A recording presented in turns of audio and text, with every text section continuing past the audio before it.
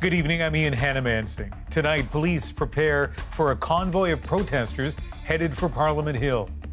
Small fringe minority of people who are on their way to Ottawa do not represent the views of Canadians. The Freedom Rally gains steam, picking up support and some concerning online rhetoric. Canada promises military help for Ukraine, but no weapons as the standoff at the border continues. A curious trend among kids with COVID. Some are developing diabetes. It's nerve-wracking for sure. Is there a link? Anna Maria Tremonti, longtime CBC correspondent, opens up about a secret she kept for decades. He said, either you leave or I leave, or I'm going to kill you. It's just a matter of time. Oh my God. Surviving an abusive marriage and why years later she wants answers. This is The National. What started as a group of truck drivers angry over a cross-border vaccine mandate has gained momentum and gained ground. The convoy rolling across Canada and transforming into a broader movement taking aim at COVID restrictions, public health mandates, and the federal government. Greeted by roadside supporters, the protest continued its push towards Ottawa today, moving across northern Ontario on the Trans-Canada Highway, and with plans to take their message to Parliament Hill this weekend in large numbers. There are concerns about what could happen next. Travis Danraj has been digging into the convoy, the concerns about just who might show up, and how Ottawa is bracing for its arrival. On the road, on a mission. Truckers passed through Thunder Bay today with sights set on Ottawa. Supporters greeting them along the way again. We believe that the mandates, the blanket mandates, go against our human rights. For the first time, the Prime Minister weighed in directly on the convoy, saying 90% of truckers are vaccinated. As for the protesters, Small fringe minority of people who are on their way to Ottawa or who are holding unacceptable views that they're expressing do not represent the views of Canadians who have been there for each other. Ottawa police are taking the lead on security Saturday, prepping for thousands to descend on Parliament Hill. What started out as a single expression of demonstration through what was called a freedom convoy involving vehicles from across Canada, over the last several days, and particularly in the last 24 hours, has changed substantially. There is increasing concern about violent online rhetoric supporting the convoy, and that those with extreme views are planning on attending.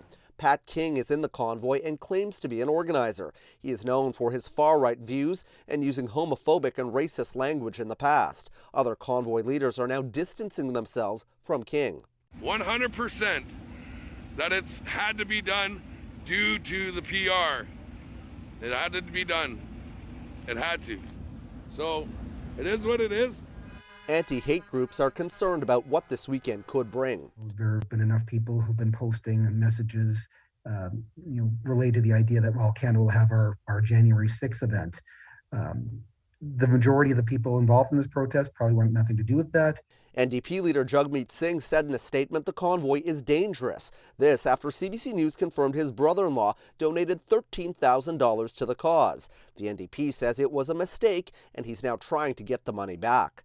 In an op-ed just published, Aaron O'Toole says he supports truckers but denounced extremists, urging Canadians to respect each other's right to protest. And Travis, Ottawa police will be getting some assistance in security for this event. That's right, Ian. It is unclear at this point how many protesters will actually show up here in Ottawa this weekend or how long they will stay, but police say they will be ready. The RCMP, Ottawa Police, and Parliamentary Protective Service, they're setting up a joint operations center to monitor that main protest and also any possible counter demonstrations that could pop up. The other thing I want to note here is on the fundraising effort. It has grown in the past 24 hours by almost $2 million. Now sits at $5.7 million. Ian? All right, Travis, thank you. Those opposed to the vaccine mandate for truckers say it will affect supply chains already under strain. Supply chain issues are helping drive inflation to its highest level in more than 30 years. One way to slow inflation is to raise interest rates. And as Jacqueline Hansen explains, the Bank of Canada is warning that could happen soon. This is my condo. Like so many Canadians, Adrienne Howell has both a mortgage and a line of credit. I'm just concerned that if interest rates go up too fast, too quickly, then it's going to be harder to service all that debt. The Bank of Canada made it clear today higher interest rates are likely coming soon. We're signaling to Canadians that they can expect a rising path for interest rates. Because now it says the risk has shifted from COVID cooling off the economy to inflation getting too hot. Interest rates need to increase to control inflation. The central bank still largely blames global factors for inflation, from supply chain disruptions to weather events. It expects those to ease later this year, but demand pressures could build in Canada too. The economy is going to continue to grow and demand is going to continue to increase. That is going to create an environment for domestic inflationary pressures to grow.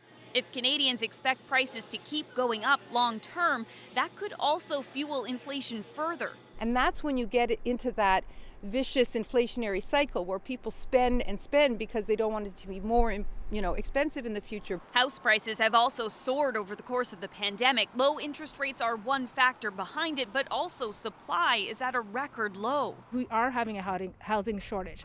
This mortgage broker says higher rates won't help with that, but she still expects budgets to get squeezed. With the first quarter point, may not feel it, but trust me, after the second one, you will start to feel that pinch coming. Howell wants to avoid feeling that pinch. I have a little bit more time to sort of do some comparison shopping, but I'm definitely going to lock my rate in. The Bank of Canada's next interest rate decision is just 5 weeks away. Jacqueline Hansen, CBC News, Toronto. Today, Canada announced what more it will do to help Ukraine stand up to Russia, and it falls short of what Ukraine says it needs. On a day when Russia put more military muscle into motion, David Cochrane shows us Canada's offer and Ukraine's response. The Prime Minister and his cabinet met to consider Ukraine's request for weapons, training, and sanctions, choosing to meet just some of those needs. I've authorized the Canadian Armed Forces to deploy 60 personnel within days to join the approximately 200 women and men already on the ground. That number could grow to 400 as part of Operation Unifier, an ongoing mission to train Ukrainian troops that will now be extended for 3 more years. This is not a combat mission, this is a training mission. A boosted training mission, support to deal with cyber attacks, and military equipment such as body armor and surveillance technology, but not the weapons Ukraine requested. We know that the solution to this tension must be diplomatic, not military. Canada has always been the strongest ally of Ukraine until today. Conservatives blast the lack of weapons or any lethal equipment as Russia masses troops and tanks along the Ukraine border. This was a half measure by Justin Trudeau, which will surely disappoint our Ukrainian allies. What the Conservatives call a half measure, Russia calls provocation. Additional military support to Ukraine only fuels the war in Donbass and serves as a source of tension, not only within Ukraine, but also between Russia and Canada and the West in general. The Ukrainian embassy issued a statement saying, "We welcome the cabinet's decision announced today to support Ukraine's defense," calling the measures extremely important, but adding that polls show 75% of Canadians are in favor of providing weapons to Ukraine. What's also missing in this announcement are sanctions against Russia, as Ukraine had also requested. Canada didn't deliver on that, but is threatening to coordinate sanctions with its allies if Russia takes any further aggressive actions. David Cochrane, CBC News, Ottawa. Canada's not sending weapons, but Ukraine did receive more arms today, and Russia showed off some of its own combat hardware. That was the backdrop as diplomats performed their own maneuvers. Susan Ormiston now with the state of talks to avert war. Diplomacy by darkness. The U.S. ambassador in Moscow delivering a critical diplomatic pouch to the Russian Foreign Ministry. answers to the Kremlin's demands, a next step in the escalating crisis. Right now, the document is with them and the ball is in their court. No one is betting exclusively on a diplomatic breakthrough, especially with Russia muscling up its military maneuvers. Releasing video today of new fighter jets en route to Belarus for exercises, it says. Warships, 20 of them in the Black Sea just off Crimea, carrying out communication drills. Whether they choose the path of diplomacy and dialogue, whether they decide to renew aggression against Ukraine, we're prepared either way. And Blinken said the U.S. and its European allies are in lockstep in their response. There's no daylight among the United States and our allies and partners. But the key Russian demand to bar Ukraine from NATO membership, still not negotiable. NATO sent its own response to Moscow today. There is no secret that we are far apart and that there are some serious differences between NATO and Russia. Which leaves a diplomatic solution fragile. Russian rhetoric has been extraordinarily belligerent. It's not clear to me that the Russians really have a way of getting down the extremely tall flagpole that they have climbed up on without military action. While Russia crafts its reaction, Ukraine takes delivery of more U.S. military assistance to bolster its defense. In another development, Russian and Ukrainian envoys agreed to recommit to a ceasefire in a divided part of eastern Ukraine and meet again in 2 weeks. But the big question is, what will President Putin do next? Will he respond publicly? The U.S. isn't waiting, considering now whether to send more troops to countries surrounding Ukraine even before an invasion. Susan Ormiston, CBC News, Washington. Rescue teams are searching the waters off Florida. 38 people are missing after a suspected human trafficking operation hit rough seas 3 days ago. It is dire. Every moment that passes, it becomes much more dire and unlikely that anyone could survive in those conditions. A commercial mariner came upon one survivor clinging to the capsized boat 70 kilometers off the coast. A body has been recovered. That survivor said no one was wearing life jackets. 4 people have been found dead inside a home in the Vancouver suburb of Richmond. But as Susanna De Silva explains, tonight police say they still haven't figured out exactly what happened. The police tape remains, along with questions about what happened inside this multi-unit home. I was standing outside here with my friends, and then suddenly police cars came with sirens and beams. Police say they were called Tuesday night around 8, but some in the neighborhood say they heard a sign of trouble the night before. Later I asked the daughter of my neighbor what happened, and she said there was a loud bang the previous night that sounded like a gunshot. Police say they found the bodies of 4 people shot to death inside a suite, that the crime had happened almost 24 hours earlier, but no one had called police. The RCMP still have not identified the victims, but believe they all knew each other and that there does not appear to be a risk to the public. And the information at scene indicates that this was a targeted shooting and not connected to any ongoing Lower Mainland conflict, we believe, at this time. Neighbors say a family lives within the unit. The local school district says none of its students were involved. Neighbors are unnerved by the lack of information. A little weird that it's happened just like 2 doors down, but I don't know. We've so far felt safe here. RCMP are asking anyone that saw anything unusual the night of January 24th to call them. Susanna De Silva, CBC News, Vancouver. To PEI now, where schools will reopen on Monday for in-person learning. There'll be enhanced health measures, including masks for indoor areas and increased testing. Even before classes resume, all students and staff are being asked to take 2 COVID tests 48 hours apart. Now, without testing and tracking, many Canadian parents are left wondering about case counts in schools. Some provinces have turned to data on absence rates. As Deanna Sumnack-Johnson explains, as unsettling as that may be for some parents, it could be the future for monitoring school outbreaks. Learning that British Columbia will no longer track COVID cases in schools made Stuart Eng and his wife more confident in their decision to keep their 6-year-old at home. basically saying like, hey, we're not going to do any more testing of children and we're not going to give you any more notices. It basically just sealed the deal of the government just basically just gave up. In the absence of PCR tests, BC has moved on to another method of gauging which schools have cases. If staff and student absence is more than 10% above the usual rate, public health will investigate. In Ontario, a 30% absence rate will trigger the same call and a notice to parents. But absence tracking does have flaws. It does not distinguish between a child who's homesick and those who are kept home by their parents or away on holiday. Still, this infectious diseases specialist says it is useful for public health. If you ask people in public health what they look at trends. And they can look at trends at a school level, at a regional level. But if you're seeing a trend, then no matter what the absolute number is, it tells you something is changing and that you need to look at it.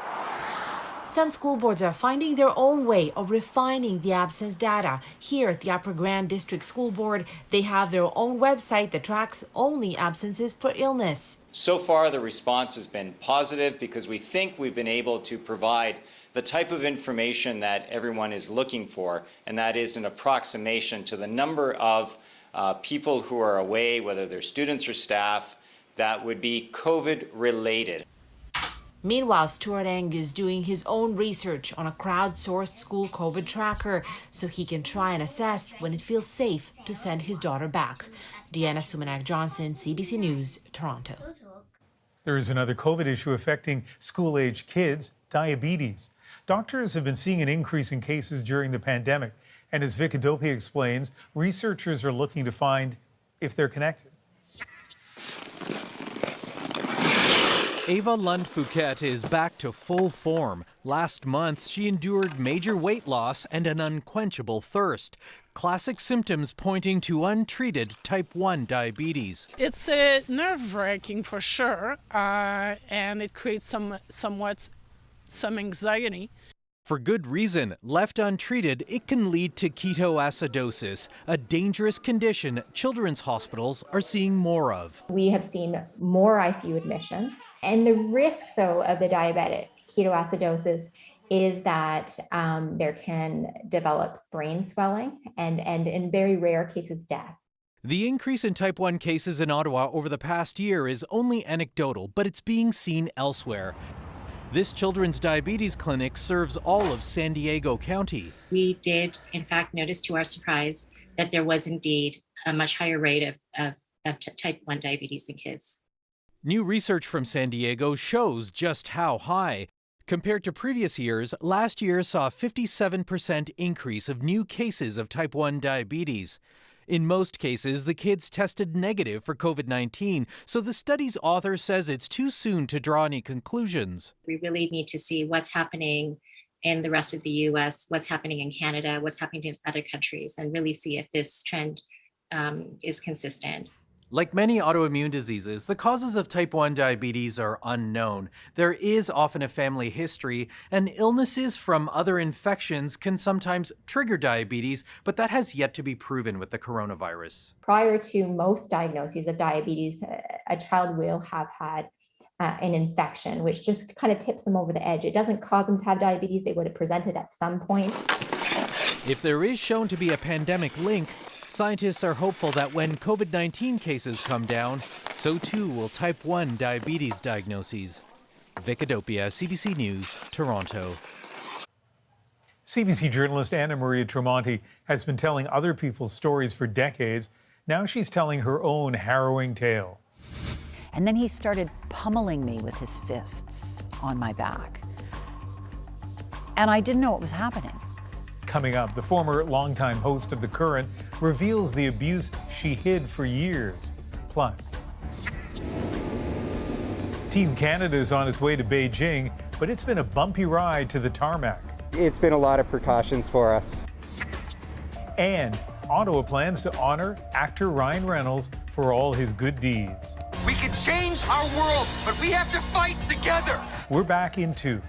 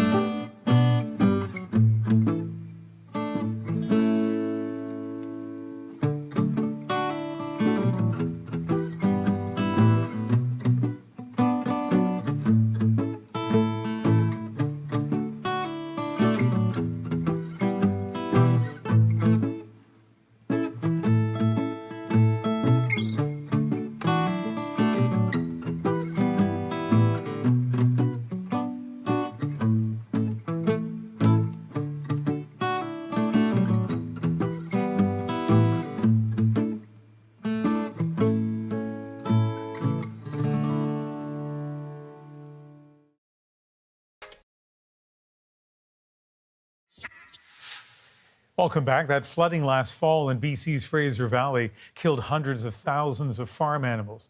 That's disturbing enough to deal with, but now getting rid of the carcasses has stirred up outrage. Brady Strachan shows us what's upset some people. Wow. It's getting a little bit hotter. 85 degrees C.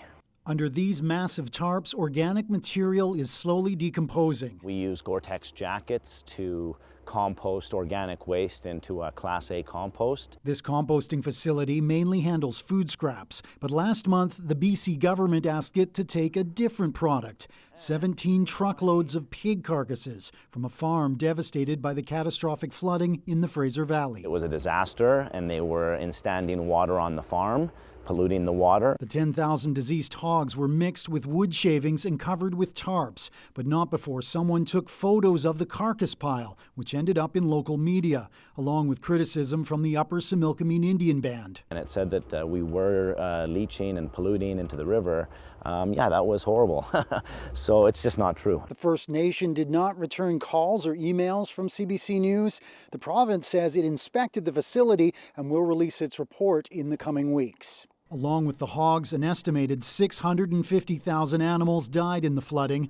The vast majority were poultry, but also 12,000 pigs and 420 cattle. In this situation, it was a little more difficult because the animals had maybe been deceased in a field or something along those lines, and we couldn't get to them right away. This Vancouver-based rendering company was able to process 125 tons of hogs into oils and proteins to be used in pet food and animal feed. In situations like this, it's just a heightened reality for us to be able to go in and make sure that we help as much as we possibly can. The birds were sent for composting. Only the cattle could not be processed. They were sent to a landfill. Back in the Similkameen, it will take 1 year for the hogs to compost. That material will be used on farmers' fields to grow food next spring. Brady Strachan, CBC News, near Princeton, BC. Next on The National, CBC journalist Anna Maria Tremonti opens up about the secret she hid for years. They can't know that you're a battered wife because they won't hire you. A deeply personal account of an abusive marriage and how she's trying to get answers today. What if he says, well, yeah, but it was your fault? Anna Maria Tremonti tells her story next.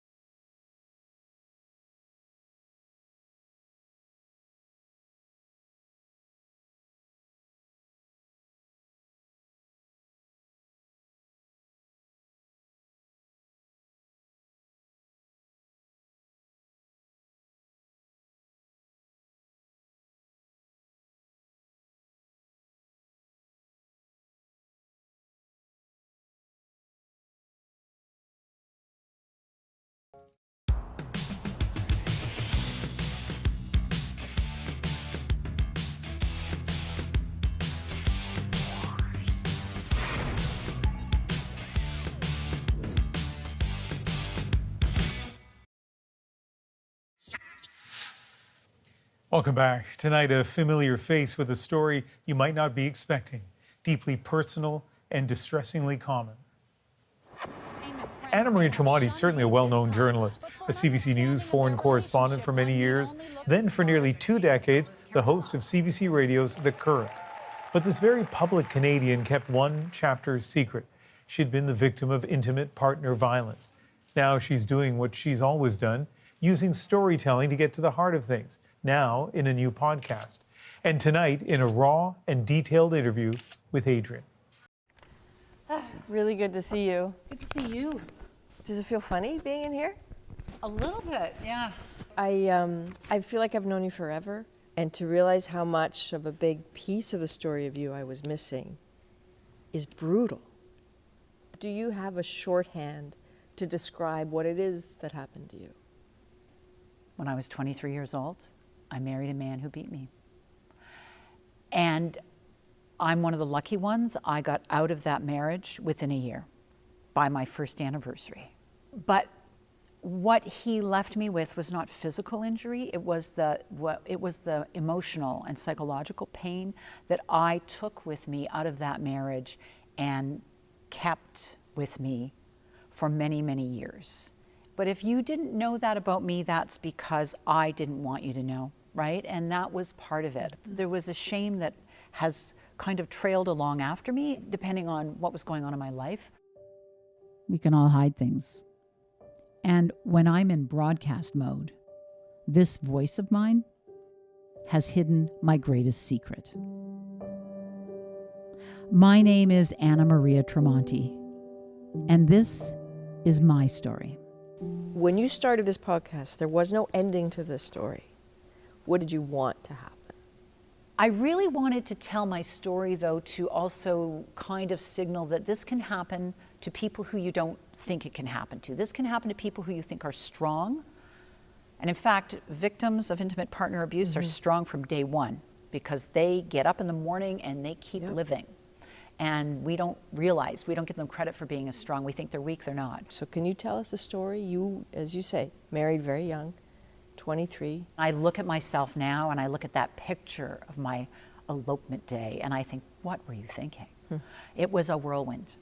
He was very sort of out there, very outgoing, spontaneous, fun-loving guy, but he would be moody. And the first time it happened, he'd been moody and I didn't understand why, and I was trying to figure it out, like ask him. And I was trying to get him to talk to me, and he just blew. And he threw a pot of coffee at me. It wasn't that hot, but that coffee hit me on my back because I turned. And then he started pummeling me with his fists on my back. And I didn't know what was happening. This had never happened to me before. I didn't understand it. I didn't know what to do. I kind of hunched over. I probably asked him to stop. I don't even remember. But he just kept hitting me and hitting me. And when it ended, I remember going into the washroom and I could already see bruise marks. I could already see the marks on my back. And I remember thinking, wow, you bruise so easily. I really wasn't registering yet what he had done. And of course, I don't bruise easily. I bruise when you hit me hard. Did you wonder if other people knew? There was a Sunday that was particularly hard. It had started early afternoon. He was angry with me. He was punching me, yelling. I no doubt yelled back. But there was a lot of hitting and punching. And there was a knock on the door, and there were 2 policemen there. And they wanted to come in. I wouldn't let them in. They told me, and they probably shouldn't have, they told me that my neighbor downstairs called them. And they wanted to come in. They kept saying, can we come in? Where's your husband? And I'd say, he's sleeping upstairs. And, well, are you okay? I'm fine. But I want them to go away. And I'm not happy that they're there. I thought, that bitch downstairs. But that was the day. That was the day that somebody knew my secret. And what did that day change? Not a thing, Adrienne. Not a thing. It is as if he has taken whatever's inside of me and ripped it away. I have never felt such emptiness, such untethered unbeing. I look down and look up again and still see nothing. No one. It is a moment of non-existence. So at some point you left. What happened? What was the decider there? I didn't decide I had to go. He did. We had been in Ottawa, and he had beaten me up, and then he left me there. He said, I'm going home. We had driven from Fredericton, and he left me there. I decided I was going to take the train home, and it was an overnight train, and I spent my time on that train saying, this has got to stop. I'm going to be a better wife. And I remember getting into the house early in the morning, it was like between 7 and 8. And he said hello to me. And I poured myself a coffee and I sat down from across from him, a little closer than this. And he said, either you leave or I leave, or I'm going to kill you. It's just a matter of time. Oh my God. What do you do in that moment? I didn't know if I believed him. I didn't know if he was capable of it. Because you didn't want to believe him, or? I was so far down a rabbit hole. It was days later that I had a job interview with CBC. And, you know, Fredericton's a small place for reporters. And by this time, I'm in a guest house and I've got my stuff, but I got to get dressed for this interview. And I've got fingerprints on my neck. So I got to figure out what to wear. They can't know that you're a battered wife because they won't hire you. They wouldn't hire you because you were a victim? Well, that's what I thought. Yeah. You know, that because to be a victim is to be blamed, right? So you get the job. I got the job. This is a city already devastated by war. You have the most extraordinary career. All these years later, did you bring this experience with you as well? Yes, I brought it with me, but I didn't let it overtake me. I mean, I look at my deep connection to the war in Bosnia. I just always wanted to go back in, like send me back, send me back. But I think that I found something important in finding people who are in the midst of a trauma that is not of their making, that is not their fault, that they do not have control over, they're stuck in. Another displaced victim in a war which exacts its greatest toll on civilians. Were you also looking for someone who understood you? Were you looking to share this a bit and be less lonely in this experience? I think I was trying to, it's a good way to put it, the loneliness of trauma. I think I was trying to help, I don't think I was trying to help myself. In the end, I was helping myself. But I wasn't worried about my loneliness and trauma. Again, I felt that that was separate because you think you're alone. And I diminished my trauma because that trauma was much more acute, let's face it. I've spent my career confronting people with power, getting them to account for their actions. It's what I do. So of course I've got these questions, and they're not going away. And that 23-year-old in me who got sideswiped, she wants some answers. I'm not going to give away what happens, but I do find it interesting that you really worked hard to go through accountability. Like, you intended to talk to him, right? You wanted answers, and you went at it like Anna Maria Tremonti. Well, on a very intuitive journalistic level, you gotta hear from the person you're talking about. I have wanted to not confront, but to have a conversation with him for a long time. And I've not known how to do it. And then the question is, well, what if he denies it? What if he tells you you made it up? What if he says, this is how I remember, and it's different. What if he says, well, yeah, but it was your fault? And navigating that is a lot, and it is a lot for a lot of victims, and a lot of victims don't even get to the point where they get to navigate it, and I do. And all these years later, what do you think of that bitch downstairs? I'm grateful for her. I never knew her name. Thank you for having the guts to open up about this. It's going to make a difference for a lot of people who will not see this coming. Thank you. Thank you. You can follow Anna Maria's new podcast, Welcome to Paradise, on the CBC Listen app or wherever you get your podcasts. The first 2 episodes will be available February the 15th. Many people have experienced the abuse that Anna Maria endured, so what can you do? Coming up, how to have the difficult conversations with someone you suspect is facing abuse, and a little later in the show.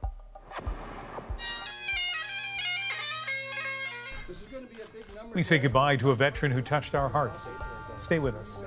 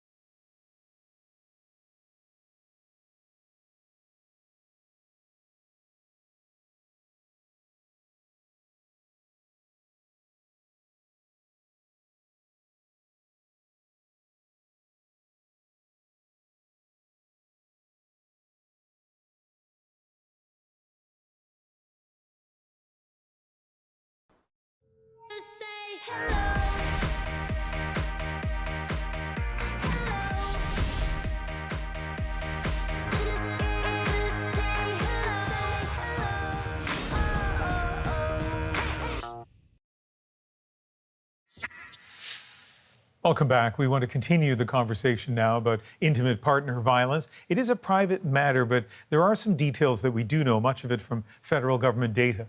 Although both men and women do experience it, about 80% of the victims are women. A reported 1 in 10 Canadian women fears violence in the home. And on average, it takes 7 attempts before those who attempt to leave do so successfully. And as the pandemic continues, that picture grows more dire. Toronto lawyer Deepa Mattu is the executive director of the Barbara Schleifer Commemorative Clinic, which supports victims of intimate partner violence. Deepa, welcome to the program. Thank you, Ian. What's changed in terms of violence during this pandemic? I think what changed in the experience of violence during pandemic was that people living on the margins were all further marginalized, and survivors of violence and women living in the houses with their perpetrators were put on further lockdown, and there were restrictions for the right reasons created, which meant that they were now in the confined spaces, which is a perfect storm for breeding violence, because you have a situation of lack of income security, you have situation of uncertainty, lack of connection with your loved ones and your family, or the service providers, and that further intensified the situation of violence, and the high-risk situations and lethality has seen a rise, along with the numbers, of course. And speaking of the numbers, you've said that we all likely know someone who's experiencing some kind of abuse. So what sort of things should friends and loved ones be looking for? I think one of the most important factor for the loved ones and friends, and absolutely, I do say that each one of us probably knows someone who's navigating it as we speak. It is important to be a good listener. It is important to make sure that if you are seeing that they are being isolated from you, there are restrictions being put on them to be remaining connected with you or your friends, you're finding that their decisions are not being made by them, that you be watchful, be there to listen to their experience, be non-judgmental. I think that's the most important thing to remember. Always keeping their safety in mind, but not necessarily putting your judgment on their experience is really important, because as we say in our work at the clinic, the survivors are the experts of the situation that they're navigating, and sometimes they know way more than you would ever understand. So therefore, it's really important to let them be in the driver's seat of making decision, but make sure that you are there for them and providing, when needed, resources to them. We have just half a minute, but I mean, what's the advice? What advice do we give somebody in that situation? I think the most important advice to give is that you're not alone. There are people on the margins who are further marginalized, and survivors of violence and women living in the houses with their planning for them, because we know that when abusers lose their control, the escalation of abuse is at its peak. And therefore, it's really important that if someone is planning to exit, that exit strategy is done with the help of a professional.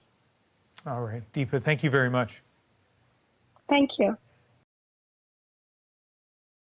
For people experiencing intimate partner violence, but here's how you can get some help. Head to sheltersafe.ca and click on any part of the map for the resources nearest you. Next on the national team, Canada sets off for Beijing. We're gonna have fun, so we're really excited. The hoops they jumped through to get to this point, plus.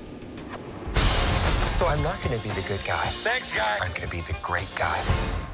Ottawa rewards actor Ryan Reynolds for doing good. Stay with us.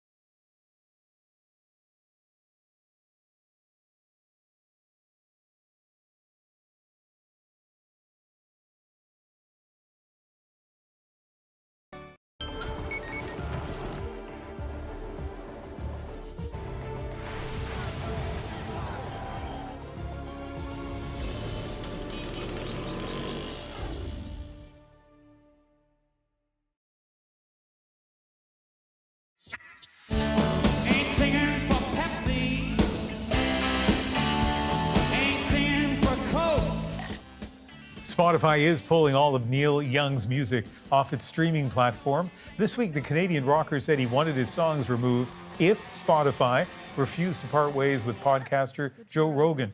Young accused Rogan of spreading misinformation about vaccines. Rogan has an exclusive deal with Spotify, and his podcast reaches about 11 million people an episode. Well, the wait is almost over amid the pandemic uncertainty and upheaval. The Winter Olympics begin next week. For athletes, it's time to set off for Beijing. Renee Filipponi caught up with some members of Team Canada at the Vancouver airport as they take on what has already been a challenging competition. After years of training and weeks of COVID tests, Team Canada is on its way to Beijing. For these Olympic medal-winning sisters, these games are like none other. The road was not easy, but I mean, we're really grateful to be able to go to this Olympic, and we're gonna have fun. So we're really excited. For the rookie on the Moguls team, it feels surreal. I don't think it's hit me yet, and I think that this is the goal that I've been waiting for so long, and now it's here, so I'm just gonna enjoy every moment of it. It's been a road full of stress and sacrifice to stay healthy and avoid COVID. This coach went to big lengths between international qualifiers. Even when I come home, I don't go to my house. I have young kids that are in school, and so it's been a lot of precautions for us. Team Canada was given its own check-in counter, and once through security, their gate was cordoned off from the public. To keep athletes safe, the Canadian Olympic Committee has chartered this flight to ensure social distancing. N95 masks will be worn, and everyone on that plane will have had an additional COVID test today. The athletes waiting to board en route to fulfilling their Olympic dreams want to focus on the sport. This isn't a surprise. These athletes have been through this for the last 2 years, and they're willing to take those precautions because these are the Olympic Games, and this is where they want to shine. But before they take off, there is a blessing from two elders from the Musqueam First Nation. We said prayers while we were doing it, blessing and hoping that they get there safely, back home safely, and that they do really good in their games. Just the start of a long journey many on this plane hope will end on the podium. Renee Filipponi, CBC News, Richmond. And Adrienne will be co-hosting our special coverage of the opening ceremony with Andrew on February the 4th, alongside Scott Russell from CBC Sports. It all starts at 6:30 a.m. Eastern. A sad update on a man you've met here on The National. Canadian veteran Fred Arsenault has died just shy of his 102nd birthday. I never had such a big birthday. We first met Fred 2 years ago because of his modest request, 100 birthday cards for his 100th birthday. He got them all right, and then some. It's gone across the world. Right, we're getting calls from everywhere. Right, cards from all over the world. More than 100,000, and they were still coming a year later when we checked in with him again. The impact going beyond his birthday. It reminded every Canadian, every veteran, how important they are in society and how we embrace them. Letters from home gave him comfort on the battlegrounds of Europe.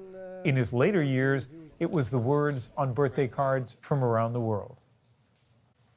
Up next, the Hollywood superstar who could soon be lighting up a street in our nation's capital. And yes, I occasionally tweet from Ottawa Public Health. Why? Everybody does. Ottawa's special recognition for a hometown hero.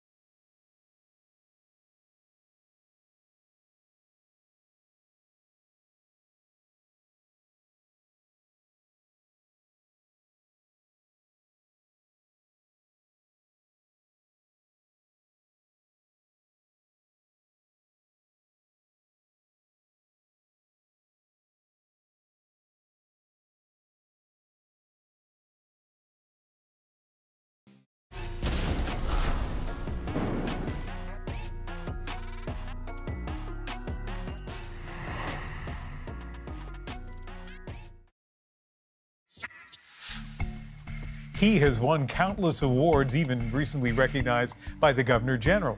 But now Ryan Reynolds may become a fixture in Ottawa, or at least his name may be.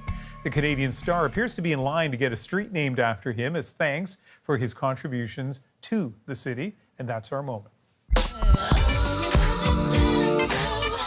You know Ryan Reynolds for his blockbuster hits and maybe for his small acts of kindness in his home country. From helping donate warm winter coats in the north, There is something else I can do. to reminding Canadians to stay safe Something we all can do. during the pandemic. Reynolds, a local superhero, especially in Ottawa, where the Vancouver-born actor spent part of his childhood. It lives up to the hype, plus. Time and again, he's donated to charities in the city, including the food bank. I'm not going to be the good guy. I'm going to be the great guy. In recognition, he may soon be getting a street named after him, the mayor says, Ryan Reynolds Way. When we broached this idea with Ryan, he said, quote, very excited, flattered, and honored here. I'm even a little choked up. This means the world to me. On Twitter, he thanked the mayor for an incredible honor, saying in response, he's changed his daughter's name to Ottawa. Okay, so if he goes through with that, changing his daughter's name, because Ottawa, if they go ahead and name a street after him, he's got two other kids, so maybe Penetanguishene and Tatamagouche might name a street after him just to see if he continues the trend. By the way, it's interesting to see how different places in Canada lay claim to him. So Vancouver, for example, where he was born, the local supermarket where I go to, this is my brush with Ryan Reynolds' fame, is where he used to stock shelves. I am so proud. That is The National for January 26th. Good night.